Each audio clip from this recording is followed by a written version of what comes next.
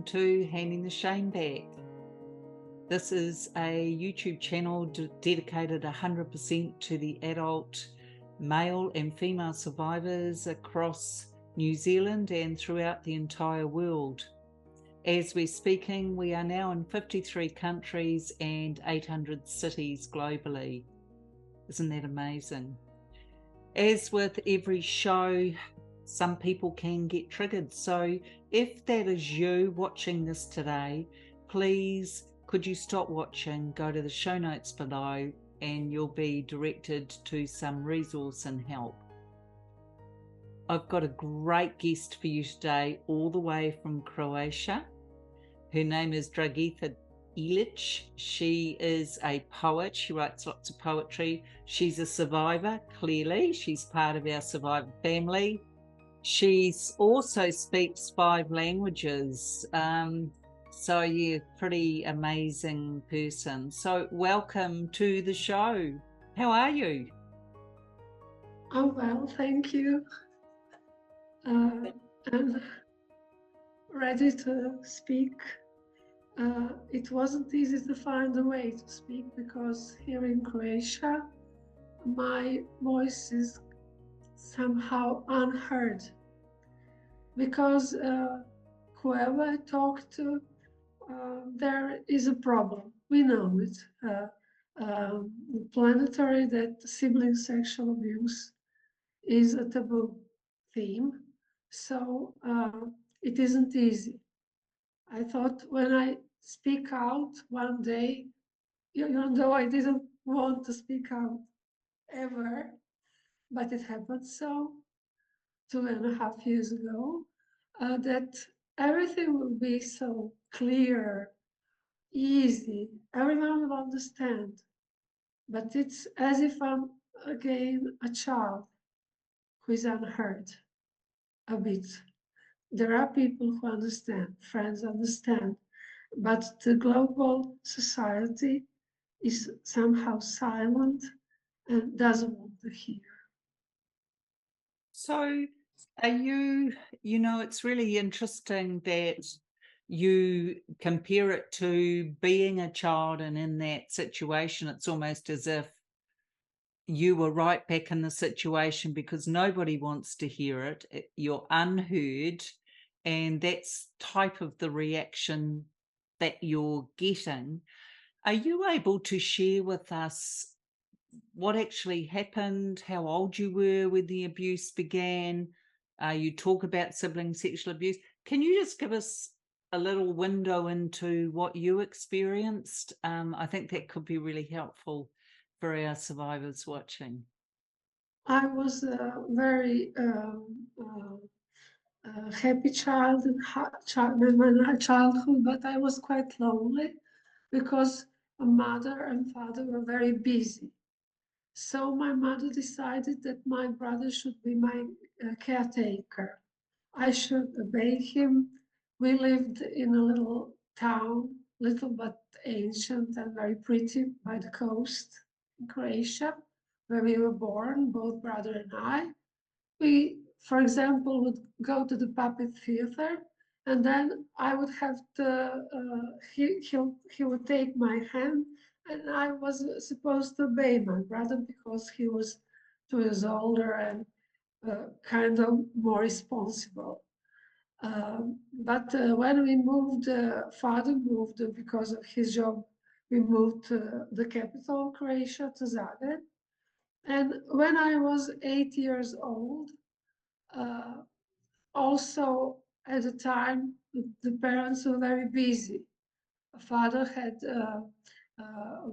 long weekends when he would work, and mother was occupied with her errands. So we were quite a lot of time alone. And one day he attacked me. He attacked me sexually. At that time, children didn't have any information about sexuality, and my parents were traditionally brought up, so they didn't talk about it practically ever. It wasn't a theme in my family, and in school, neither in school. Nobody talked about it. So I didn't understand, but I had terrible feeling when he attacked me. It was a physical attack. It was it can be included in the definition of rape because he wanted to feel how it is, my intimate parts. If I I may describe it, but I think it's understandable what I mean. And Yes. I felt terribly, terribly bad, even though I didn't understand. So That's what, you were 8 years old when this began? yes. And he And was there. he We were was, alone. He forced me into it, and I couldn't resist because he was always and still is very strong compared to me. I was always very thin, very fragile. And then that continued in a way that he would lay on me while I was asleep. We shared the same room because we had only two-room apartment. The parents were in the living room and we were in the children's room. So we were alone and I would wake up and he was on top of me. We were in our pajamas, but I didn't understand. I was so appalled. I wanted him to get off me, and he wouldn't because he wanted to have his sexual satisfaction, if you how long did understand. this last for? How old were you when this? I was 8, he was 10, and it lasted for some time until he kind of groomed me into it and made it a play that we should play. I didn't even think about saying to the parents because I didn't know how to describe it. I didn't know what was going on. And I was even afraid sometimes if I disobey, he would spank me. So I was afraid and I didn't understand. I didn't understand what to do. I just felt that he was stronger, that I can't resist him, and that's that. That's what always happened, kind of, between us. So it became a game. And I didn't like the game, but there was biological response. So it continued for 4 years without anyone knowing about it, without my, my understanding what it is, because uh, I had no idea whatsoever how kids come to the world and what is this. So the only notion gradually, and the children's brain is not developed enough. The only notion gradually came from kids, from the courtyard, from outside. We were always playing with kids.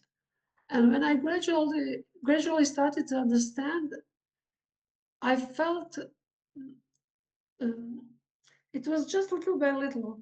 There were moments when for example, he blackmailed me. There were some children's paper. We didn't have television. We had, but couldn't watch for, it was all new.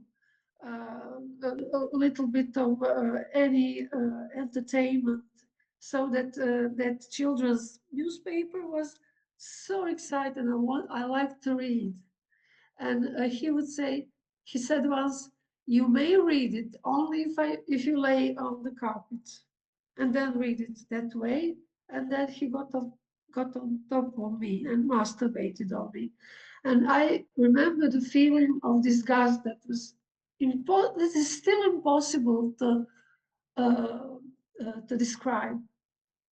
So And can I I was only a ask you, child. Dragica, can I ask you, how old were you when the abuse stopped? Were you 12 years old when when he stopped Uh, you? it's gradually I was so appalled and I understood, and then I was angry with him Yeah. because he even always asked me to take off my clothes, and it was so awful to me. And when I understood, I was screaming at him and trying to escape, but he would go after me and Right, try so to use. I just need to understand. This went on for 4 years till you were 12 years old. Right.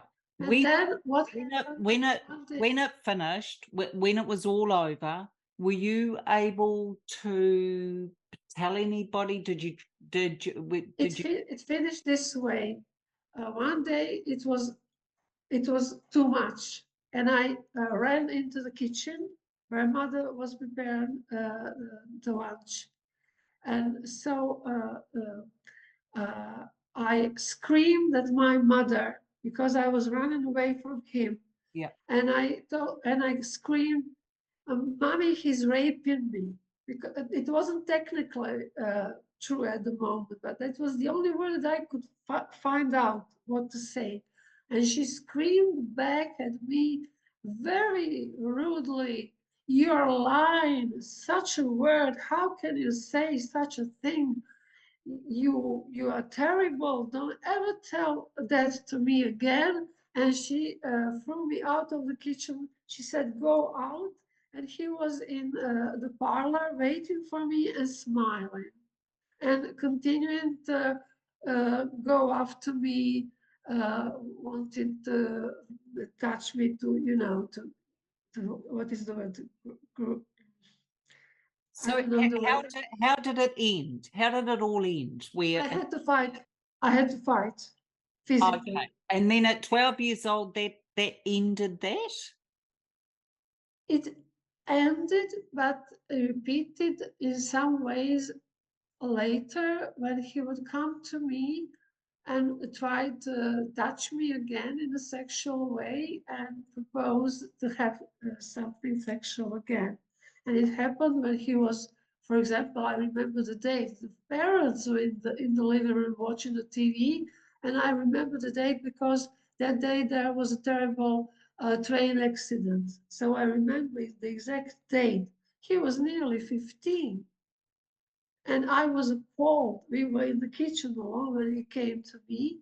And also, when we moved to the new apartment, where we finally had each our own room, he was um, at the time uh, older than 18. He was 18, and I don't know how many months old at least, because I don't remember the date.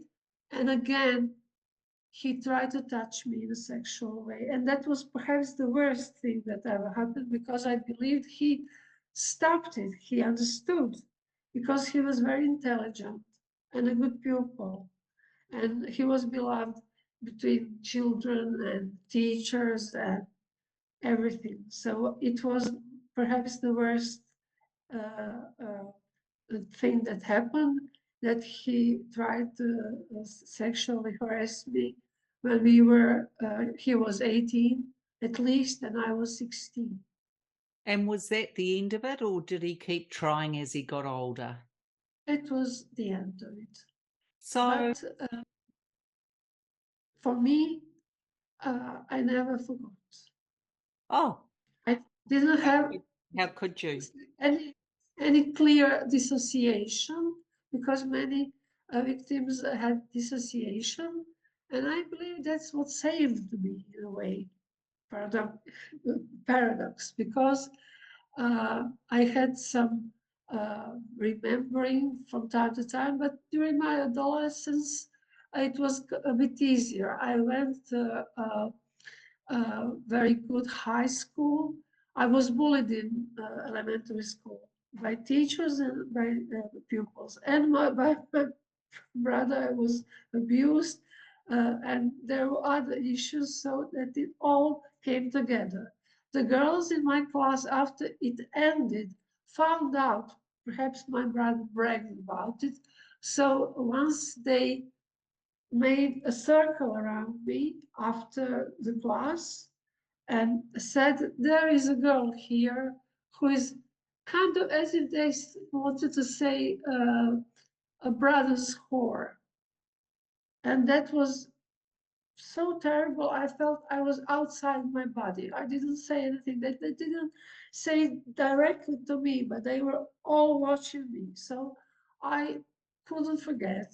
Oh, But my dissociation stopped, really stopped, when was enrolled in the faculty first medicine. That then I uh, went to the faculty of law because they said that as doctors we have to be tough, and I was kind of born hypersensitive, so I said I'm not for medicine because I couldn't stand perhaps my patient dying or something like that because of my mistakes, which is normal in medicine, in doctor's profession. And so I enrolled in the faculty of law, and I was 20 something when I was at the third year of faculty of law, and I had to learn criminal law, prepare the exam of criminal law, and there came the theme of incest. And that's when my life was cut, kind of like with scissors, because I remembered everything so clearly that I kind of couldn't stand it. And my mother, my mother was very wise and also sensitive woman. So she noticed that my room is not tidy anymore, that I changed. And I changed so much that I was a different person after that. I developed obsessive compulsive disorder because I was aware of everything.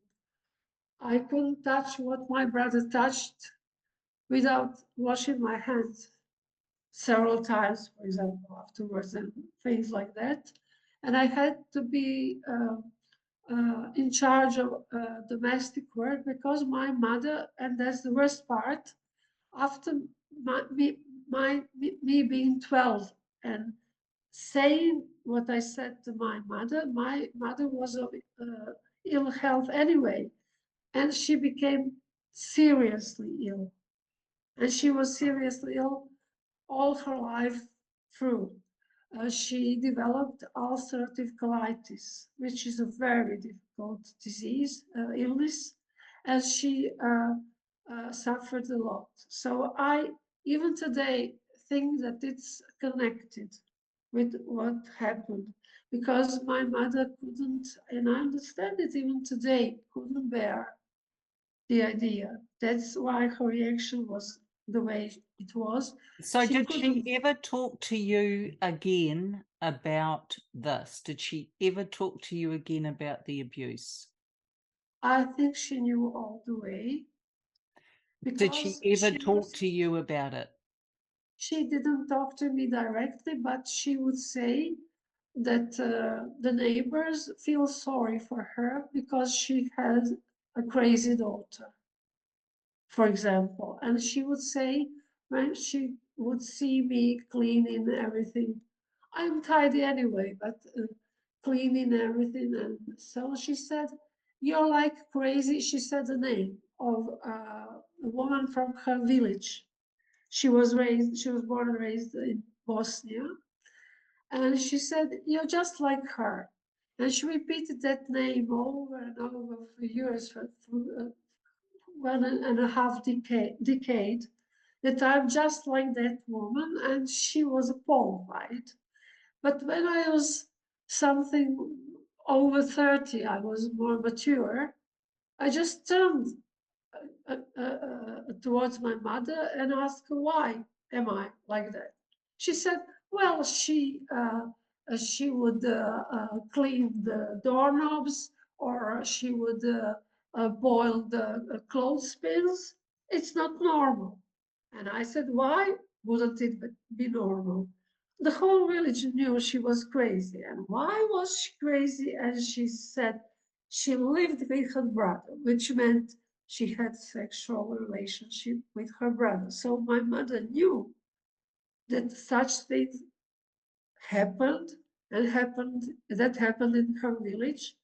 And What after happened, that, what about your father? Do you think he even knew what was just to say this, and after that conversation, never again my mother said that to me. So I understood that she knew. So she called me that name because she knew that's the picture of what she knew already. And also, all her life, she repeated that a brother and a sister should have separate rooms, even though we didn't have separate rooms until I was 15, when she put me in the living room and sent my father to the brother's room. My father never ever knew anything because my mother never ever told him anything about anything. She thought that if she were a good housewife and raised children and everything was okay, that it would be a perfect life, you know. So And you've raised, father, yeah, you've raised a few different things. So if I may, when you talk about dissociation earlier, it's what our minds do. And for those survivors watching, dissociation is where your mind leaves your body, so that you are not present during the experience. And it's designed to keep us safe. And if we stay in our bodies while the abuse occurs, it's too traumatizing for us as children. So we have our minds to be grateful for. And that's why you'll often hear people describe this as feeling like they're watching from above on the ceiling.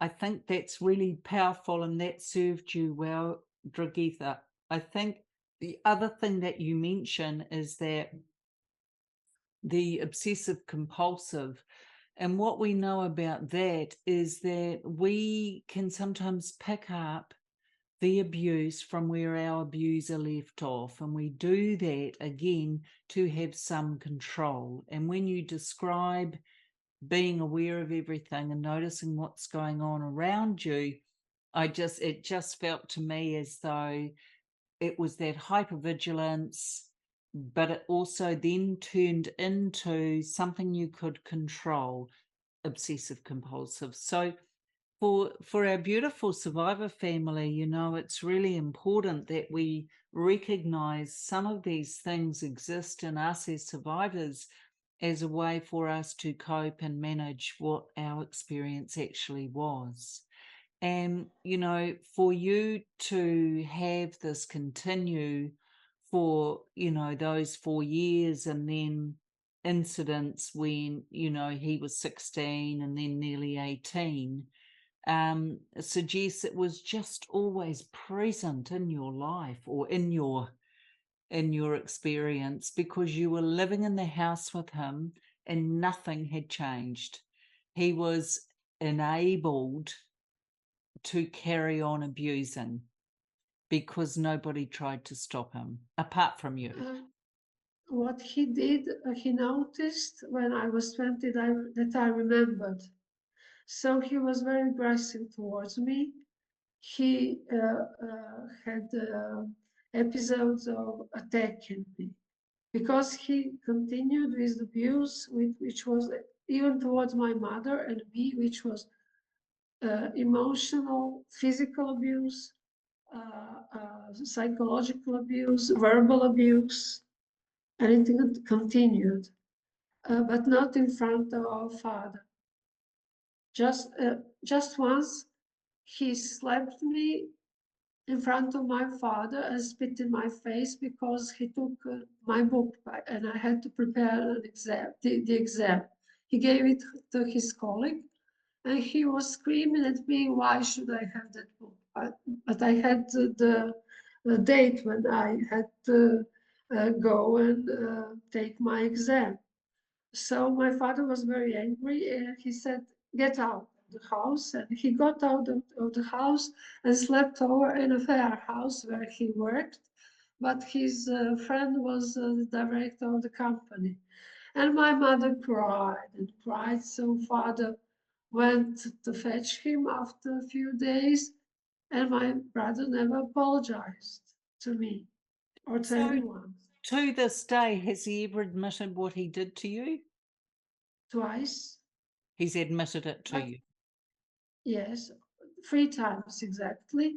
but I couldn't talk about it with him, with anyone, until recently when I spoke out. I was 62 when I spoke out. Has he? So what happened? He screamed at me in front of our mother that I should forgive him, and he didn't say what about. He was, I don't know, 30, 40 something, uh, but I didn't want to talk, and he hugged me, but he hugged me so uh, closely that I couldn't move, and I saw it as a threat, not as any kind of apology. And our mother just watched us and didn't ask any questions. She was just silent, and I was appalled. The second time, he was about 50 years of age, and he asked me to talk about it, and I said, I can't, I don't want to talk about it. But he continued, and he said that I should forgive him, which I didn't feel like apology, and that he talked to his friends, and many of his friends are uh, kind of very distinguished in society, like actors, singers, directors, and movie directors. And I said it's not okay to talk to me, and he said, I asked my friends about it, and they said it's quite normal. They all did it to their sisters. And I was very angry with him. And the third time, he was just attacking me verbally, emotionally, terribly, when he started crying, kind of, and said, I can't leave because I have the feeling of guilt for because I was bad towards you. And that's the worst moment of my life because I had mixed feelings. But when I tried to say it's okay, he just said, I don't want to talk about it. I came to attack you. Just like that, attack because of some other things. I mean, he's an abusive person. So Oh, what has helped you recover from this? While I was growing up, my beautiful high school, my teachers, my colleagues, there was no abuse there or bullying there. Then I learned a lot. I learned to read and write alone very early. My mother was very proud of it. They always said I was a bright child, but then it stopped, just bright. We don't know what this is for. So I was all on my choosing my profession or doing whatever I wanted to do. So I read a lot. I learned languages. I was saved when I was feeling very bad when I was 29 because I realized I had to do all the domestic work and my mother was ill and I can't finish any college and it was terrible for me. So my mother, she had a surgery and came back from in life again, and she started a business with medicinal herbs. And my father went to pick up the herbs, and I had a terrible crisis. I was 29. I was very depressed, and I just asked my father one day, "May I go with you?" Because I kind of even didn't know my father. He suffered a terrible loss in the Second World War, and he was kind of uh, uh, not talking too much, withdrawn. And then, as if I started uh, um, knowing who my father is. So he said, okay. And what saved me is nature. The nature is the biggest force there is. The, uh, the beautiful scenery, the herbs that he picked up, and the conversations with my father. He loved me very much, and I loved him, and he was a very good person. But I didn't ever tell him about sexual abuse. So, And what would you advise to our listeners, our survivors watching?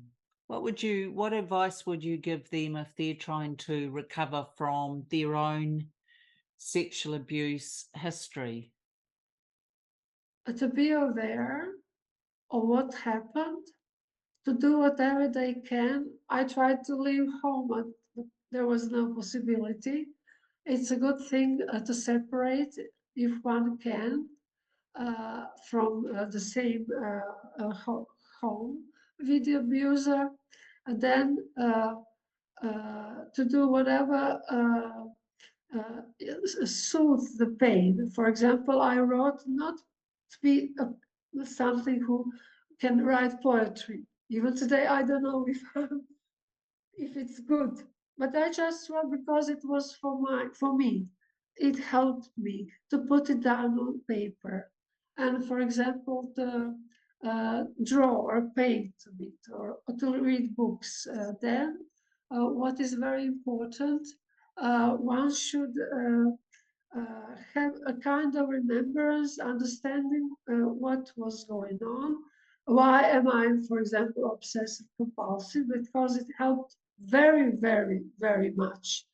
I didn't think I was crazy, even though I doubted because everyone said you're crazy. But kind of in myself, I remained okay. And then what happens uh, when I spoke up? I read the book by Judith Lewis Herman, Trauma and Trauma and Recovery, and it helped me very, very much. Who's It the was author? Judith Lewis Herman, Trauma and Recovery. And reading that book, it helped me. It was recently just. It helped me understand what happened to me, what happened to my father, because he was in the Second World War and suffered terrible losses. So he, for example, his main cure was to go alone into the nature, and I understood him better. Yes. And uh, uh, uh, doing whatever helps. But what I learned from that book and from experience from people who understood, there were people, are people who understand and help me, that the main thing when you remember it all and speak out is that you say it loud, say it to someone, and to someone important in a way, to someone who cares and understands. And that helped me. Yeah. So look, I just want to I would love you just to stay right there, don't go anywhere. But I love what you have said, and just as we're finishing, I guess, audience, you know, that book Trauma and Recovery by Judith Herman, amazing, definitely a great resource to have. The fact that nature was something that really helped Dragica is so crucial. It doesn't have to be what other people are doing, it's just what appeals to you. Some people love the ocean, some people love the mountain ranges. Having someone that you can share with who actually loves you, and I love the fact that she mentioned that, because I think that's a really good distinction actually. So thank you so much for your time today, and to our audience, as always, I see you, I stand beside you, and I believe you.